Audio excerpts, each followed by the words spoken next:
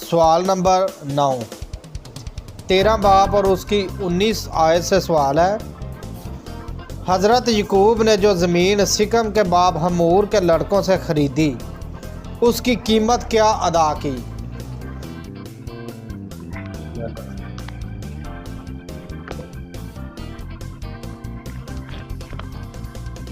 चांदी के 100 सिक्के, या अगर कैथोलिक बाइबल में पढ़े तो 100 हलवान।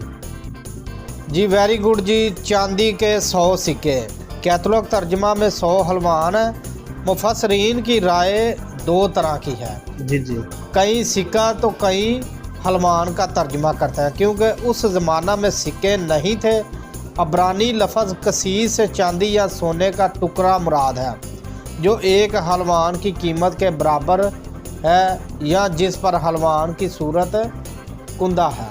इसीलिए सर दोनों बता या